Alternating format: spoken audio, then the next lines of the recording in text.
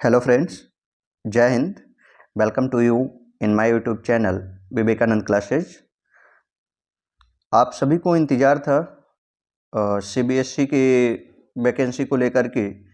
तो सीबीएसई की जो वैकेंसी है वो आ गई है। ये नॉन टीचिंग वैकेंसी है, टीचिंग के लिए नहीं है, लेकिन इसमें 12th से लेकर के और एमए और बीएड तक जितनी भी लोग हैं वे सारे लोग इसमें फॉर्म भर सकते हैं। यानी कुछ पोस्ट इसमें ऐसे हैं जिसमें 12th के लोग फॉर्म भर पाएंगे, कुछ ऐसे हैं जिसमें ग्रेजुएशन, पोस्ट ग्रेजुएशन, और कुछ लोग ऐसे हैं जो बीएड वाले हैं वे भी इसमें फॉर्म भर पाएंगे।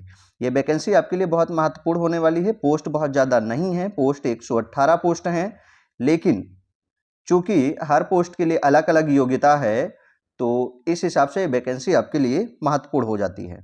हम इस वैकेंसी के बारे में आपको डिटेल से पूरा सिलेबस क्या है और कैसे इसमें सिलेक्शन होगा, क्या इसका प्रोसेस है, पूरी चीज़ें हम यहाँ आपको डिटेल से समझा रहे हैं। तो आइए देखते हैं। सबसे पहले ये जान लेते हैं, तो यह जो वैकेंसी आई है ये 12 मार्च से शुरू हो गई है और 11 अप्रैल तक चलने वाली है। यानी 11 अप्रैल तक आप इसमें फॉर्म फिल कर सकते हैं। जिन लोगों ने फॉर्म नहीं भरा है वे लोग 11 अप्रैल तक फॉर्म भर सकते हैं। फीस पेमेंट का भी लास्ट डेट 11 तारीख ही है, तो 11 तारीख तक आपको ये भी कर देना है। अब इसमें कई ग्रुप के लिए आया है। ग्रुप ए है और बी और सी है। ग्रुप ए में जो जनरल कैटेगरी हैं या ओबीसी हैं या जिनके पास ईडब्ल्यूएस बना हुआ है उन सभी का जो फीस है वो 1500 रुपये है। जबकि एससी एसटी हो, फिजिकल हैंडीक्राफ्ट हो या महिलाएं हैं, फीमेल्स हैं, गर्ल्स के लिए कोई फीस नहीं लगना है इसमें। तो गर्ल्स के लिए ये एक और अच्छी बात है, फीस थोड़ा सा इसमें ज़्यादा है इस वैकेंसी में, लेकिन महिलाओं के लिए इसमें कोई फीस नहीं लगना है। अगर ग्रुप बी और सी के लिए भरेंगे तो जनरल कैटेगरी, ओबीसी और ईडब्ल्यूएस के लिए फीस 800 है, जबकि यहाँ भी एससी एसटी, फिजिकल हैंडीक्राफ्ट और फीमेल्स के लिए 0 है। तो इस हिसाब से आप अपने कैटेगरी वाइज देख करके आप इसमें फॉर्म डाल दीजिए। फॉर्म डाल देंगे। अब इसमें बात करते हैं उम्र की कि उम्र क्या है। ये वैकेंसी इसीलिए महत्वपूर्ण है कि इसमें मिनिमम 18 साल से लेकर के और फिर 35 साल तक के लोग फॉर्म डाल सकते हैं। यानी ये सभी के लिए है। आमतौर पर होता क्या है कि बहुत सारी ऐसी वैकेंसी आती है जो हम जान ही नहीं पाते। हम आमतौर पर पुलिस है, टेट सी टेट है, सुपर टेट है, ऐसी कुछ वैकेंसी, एसएससी जीडी है, हम इनको जान पाते हैं। ये वैकेंसी में ज़्यादातर फॉर्म नहीं भरे जाते, अधिकांश फॉर्म वैसे ही रह जाते हैं। तो इसमें 18 साल से लेकर के और 35 साल तक के लोग फॉर्म भर सकते हैं। तो आप इस फॉर्म को भर दीजिए। अब पोस्ट की बात करते हैं कि कौन कौन सा पोस्ट इस वैकेंसी में आपको दिखाई देगा। तो कुल मिला के नंबर ऑफ वैकेंसीज 118 है, 118 है। इसमें असिस्टेंट सेक्रेटरी के पद आए हैं, वे 18 पद हैं। असिस्टेंट सेक्रेटरी के 18 पद हैं। अब इसमें जिनके भी पास में बैचलर डिग्री है किसी भी स्ट्रीम से, किसी भी यूनिवर्सिटी से, और उनकी एज मैक्सिमम 35 वर्ष तक है तो वे फॉर्म भर सकते हैं। तो ये बहुत अच्छी वैकेंसी है आपके लिए कि 35 साल तक अगर आपकी उम्र है तो आप इसको भर पाएंगे। 18 पोस्ट के लिए ये वैकेंसी है। आगे कुछ जो महत्वपूर्ण वैकेंसी हैं उनको आप ध्यान दीजिए। तो असिस्टेंट सेक्रेटरी ग्रुप ए के लिए आया है 16 पोस्ट। अब इसमें आपसे मास्टर डिग्री मांग रहा है, इसके अलावा बीएड मांग रहा है। इसके अलावा अगर आपने नेट कर रखा है तो ये अच्छी बात है, एसेंशियल नहीं है, लेकिन अगर आपने कर रखा है तो ये अच्छी बात है। मैक्सिमम एज 30 ईयर्स इसमें भी है। इसी तरह से असिस्टेंट सेक्रेटरी के लिए जिसमें 8 पद आया है स्किल एजुकेशन के पद पे, इसमें भी मास्टर डिग्री मांग रहा है। तो अगर आप मास्टर डिग्री हैं, एमए कर रखे हैं या एमएससी या एमकॉम ऐसा कुछ कर रखे हैं और एज इसमें भी मैक्सिमम 30 ईयर है तो ये आप कर पाएंगे। असिस्टेंट सेक्रेटरी ट्रेनिंग ग्रुप के लिए 22 पोस्ट आया है।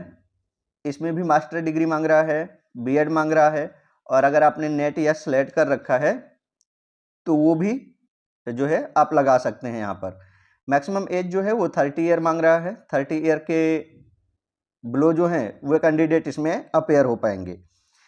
अकाउंटेंट के लिए आया है ग्रुप ए में, तो इसमें बैचलर डिग्री कॉमर्स में मांग रहा है। अगर आपने बीकॉम किया है या इकोनॉमिक्स से आपने बीए किया है या अकाउंटेंट या फाइनेंस से आपने ऐसा कुछ किया है या मास्टर डिग्री आपने किया है, एमए कर रखा है इकोनॉमिक्स से, तो ये 3 पोस्ट आपके लिए आया है। इस 3 पोस्ट पे आप अप्लाई कर पाएंगे। इसमें भी जो मैक्सिमम एज है वह 30 ईयर है।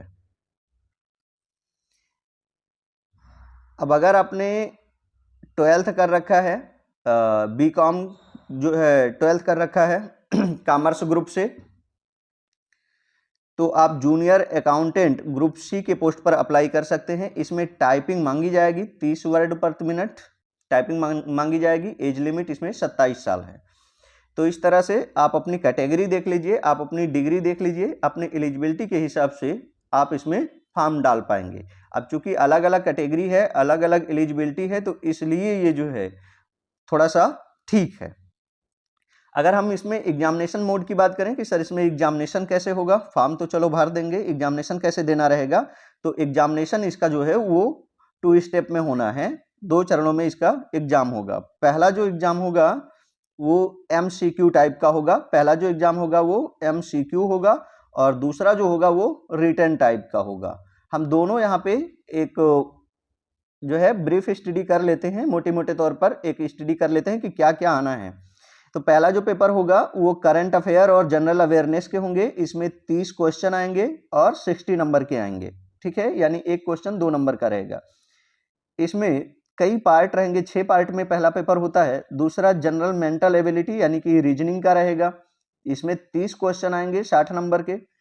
मैथमेटिकली आएगा, 30 नंबर के आएंगे, 30 क्वेश्चन आएंगे 60 नंबर के। अब इसमें मैथ के साथ में डाटा इंटरप्रिटेशन भी रहेगा। चौथा जो होगा, चौथा पार्ट होगा वो होगा जनरल हिंदी का, कंप्रिहेंशन रहेगा उसमें। इसका मतलब यह है कि कुछ गद्यांश और कुछ पद्यांश रहेंगे जिनके उत्तर आपको ढूंढ के देने रहेंगे। 15 क्वेश्चन आएंगे 30 नंबर के। इसके अलावा जनरल इंग्लिश रहेगा, उसमें भी आपको ढूंढ के उत्तर बताना रहेगा, कंप्रिहेंशन टाइप का रहेगा, 15 क्वेश्चन रहेगा 30 नंबर का। और इसके अलावा basic knowledge of computer operation, computer के बारे में पूछा जाएगा, बहुत नॉर्मल सी चीजें, तो वो 30 क्वेश्चन आएंगे 60 नंबर के। तो इस तरह से एक क्वेश्चन पेपर होगा और वो 6 अलग अलग सेक्शन में बटा होगा। पहले सेक्शन में आपका करंट अफेयर आएगा, दूसरे में आपका जो है वो रीजनिंग आएगा, तीसरे में मैथ आएगा, चौथे में हिंदी और पांचवें में इंग्लिश। हिंदी और इंग्लिश वे केवल 15-15 नंबर के होंगे और इन्हें केवल जो है क्या करना है कि गद्यांश में से छांट के आंसर देना रहेगा। और जो छठवां है आपका वह है कंप्यूटर के बारे में। तो कोई भी बाजार से एक पतली पुस्तक आप ले लेंगे बेसिक कंप्यूटर नॉलेज की, या फिर वीडियोज पड़े हुए हैं, मेरे वीडियोज पड़े हुए हैं, आप उस पर जा करके देख लेंगे तो आपका काम हो जाएगा। ये 2.5 घंटे का रहेगा, 150 क्वेश्चन आएंगे, 300 नंबर का रहेगा। तो ये फ्रेंड्स आपका पहला पेपर होने वाला है, प्री पेपर होने वाला है, आप इसको प्री नाम दे दीजिए, ये आपका प्री पेपर होने वाला है। तो प्री पेपर में जो लोग क्वालिफाई होंगे उन्हीं को फिर मेंस पेपर में जाना है, यानी कि रिटन पेपर में एग्जाम देने के लिए जाना रहेगा। अब रिटन के लिए जो है वो क्या सिलेबस होने वाला है, तो रिटन के लिए जो सिलेबस होने वाला है फ्रेंड्स वो ये है कि एक ही पेपर होगा, रिटन में भी पेपर एक होगा और एक पेपर जो है वो 4th पार्ट में डिवाइड होगा। पहला जो पार्ट आएगा उसमें करंट अफेयर होगा, जनरल अवेयरनेस, इकोनॉमी के बारे में, सोशल, पॉलिटिकल, साइंटिफिक, टेक्नोलॉजिकल, यानी कि आप मोटे मोटे तौर पर ये मान के चलिए कि आपको करंट अफेयर थोड़ा ढंग से पढ़ लेना चाहिए, जिसके बारे में आपको लिखना रहेगा। ये 160 नंबर का आएगा आपका पार्ट फर्स्ट। तो बिल्कुल आप प्री के लिए करंट अफेयर पढ़ेंगे तो आप वो थोड़ा सा उसको डिटेल में पढ़ लेंगे, यही आपको मेंस में लिखना रहेगा। पार्ट सेकेंड जो आएगा इसमें एडमिनिस्ट्रेटिव बिहेवियर है, थ्योरी है, और प्रिंसिपल ऑफ ऑर्गेनाइजेशन है, यानी संगठन वगैरह क्या होते हैं, तो इसके बारे में एक पुस्तक आती है, उसको आप ले लेंगे, उसको आप तैयारी कर लेंगे।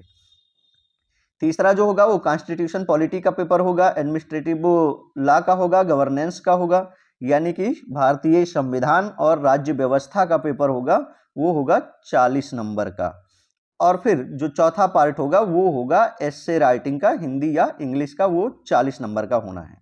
अब इसमें मेरे ख्याल से जो आपको थोड़ा सा कठिन पड़ सकता है वो है पार्ट सेकेंड, जो आपका प्रशासनिक सिद्धांत हैं, वे आपने हो सकता है ना पढ़े हों, तो आप कोई भी पुस्तक लेकर के और उन्हें नॉर्मली पढ़ डालेंगे तो आपका ये हो जाएगा।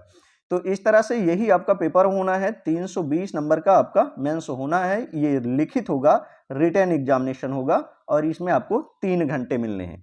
तो फ्रेंड्स ये आपका प्री का पेपर है, मेंस है, ये आपने सिलेबस देख लिया, आपने एज एलिजिबिलिटी देख ली और आपने जो है एजुकेशन एलिजिबिलिटी देख ली। इन्हीं के आधार पे अब आप अपना जो है ये फॉर्म भर पाएंगे। अब बात करते हैं कि क्या इसमें नेगेटिव मार्किंग भी होगा या नहीं होगा। तो नेगेटिव मार्किंग बिल्कुल होने वाला है नेगेटिव मार्किंग कैसे होगा? कैराइड 2 marks shall be awarded to every correct answer, यानी जब आप कोई आंसर सही करते हैं तो आपको उस पे 2 नंबर मिलेंगे, 2 नंबर मिल जाएंगे।